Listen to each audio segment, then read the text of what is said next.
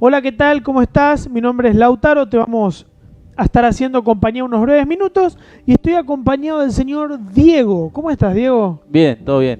¿Todo tranquilo? Sí, todo bien. Bien. Diego nos va a contar un poco de su testimonio, de lo que Dios hizo en su vida, así que bueno, Diego, vamos a charlar un poco de tu testimonio. Está bien. Contanos cómo era tu vida antes de conocer a Cristo. Y yo hoy viendo mi vida, ¿no? Un tiempo atrás, así, o sea, antes de haber conocido a Cristo, primero pienso que era aburrida, ¿no? Un poco rutinaria, era como que no le encontraba un sentido.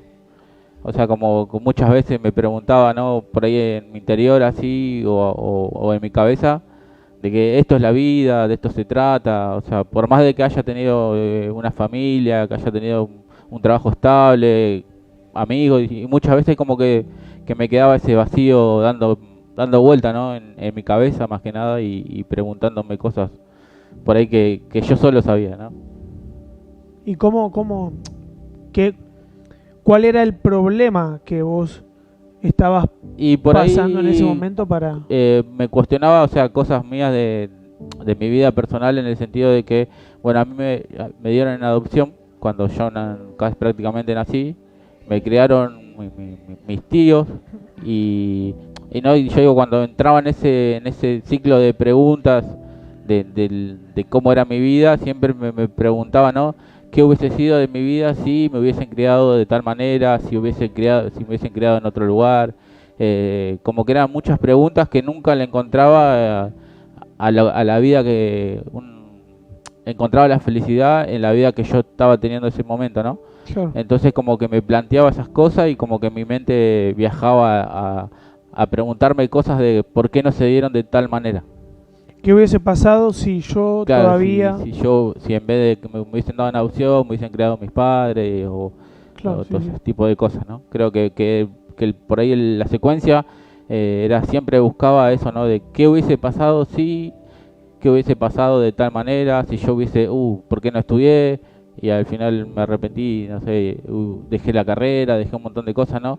En el transcurso de la vida, ¿no? Entre el trabajo, la casa, la familia, era como que eran preguntas que iban y volvían todo el tiempo, ¿no? Como que me traía un enojo después conmigo mismo, ¿no? Siempre, Y no encontrar, ¿no? esta situación que vos estás contando, ¿esto te llevó a estar en depresión Sí, no sé si llamarlo así depresión, pero eran como preguntas inconclusas que nunca le encontraba respuesta, Claro. ¿no? Y por ahí me llevaba a un desánimo, a un mal humor, a situaciones, ¿no? Que no me ayudaban, no me terminaban de ayudar a encontrar esa felicidad en lo que yo tenía, ¿no? Y siempre me planteaba ese tipo de cosas. ¿Y cómo conociste a Cristo? Y bueno, llegado a esta situación, hoy me doy cuenta que por ahí todas esas cosas que yo arrastraba, lo expresaba con la gente de mi alrededor, ¿no? Entonces eso me llevó a muchas situaciones de aislación, de haberme quedado solo, de haber perdido por ahí la familia que yo tenía en ese momento, ¿no? Y entonces como que entré en una angustia que no me sentía bien en ningún lado, ¿no? Que no me gustaba estar solo, que buscaba hacer cosas que por ahí yo creía que me hacían feliz, que yo jugar a la pelota, juntarme con amigos, y no me encontraba, no sentía esa angustia, era como que estaba y no estaba en esos lugares, ¿no?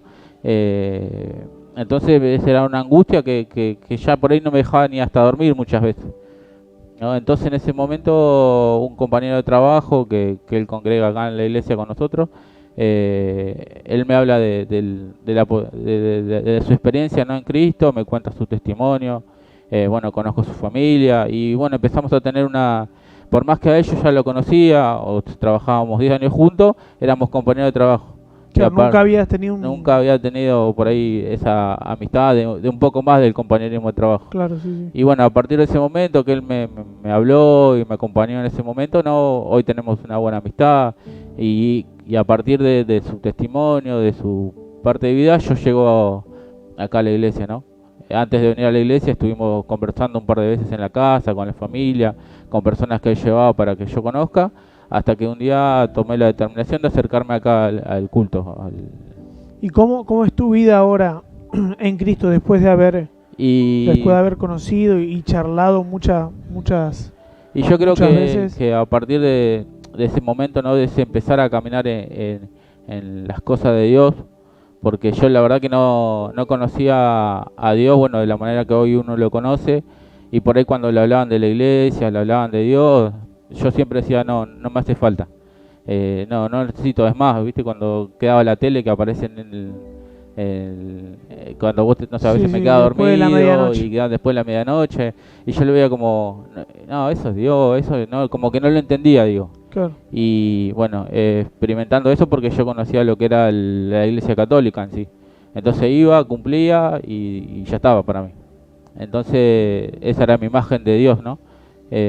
Cuando empiezo a experimentar esta invitación que me hace este amigo mío, bueno, me empiezo a congregar, a la vez que uno empieza a congregar es como que empezaron a sanarse muchas relaciones mías en lo familiar, en mi interior, ¿no? Por ahí empecé a tener respuestas a esas que yo estaba buscando.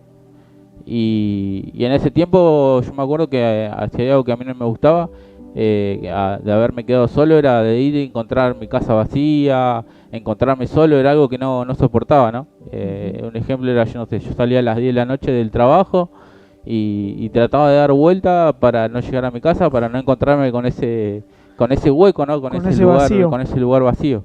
Claro. Y bueno, yo creo que Dios sanó primero esa área en mi vida.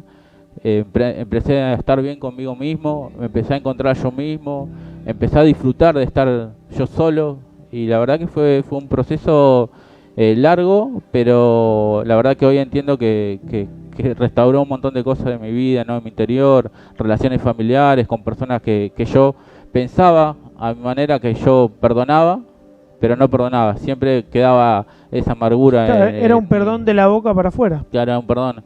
Listo, yo te perdono, pero está ahí, ¿no? Y cuando entendí lo que es verdaderamente el perdón y pude volver a hacer esas relaciones, sanar esas relaciones, ahí es como que trajo un alivio a mi vida y libertad, ¿no? Sobre todas esas cosas, de no estar pensando, ¿no? Y en ese tipo de situaciones, ¿no?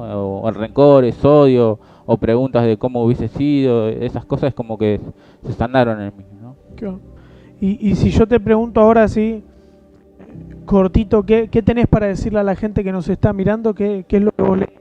Y yo creo que primeramente, por ahí lo que a mí me estaba pasando en ese momento, la verdad que yo no se lo decía a nadie, ¿no? Sentir esa angustia, ese dolor, ¿no? De que uno pasa y a veces no le encuentra solución a las cosas, de que Dios es el que sana esas cosas, ¿no? Porque primero el proceso es personal.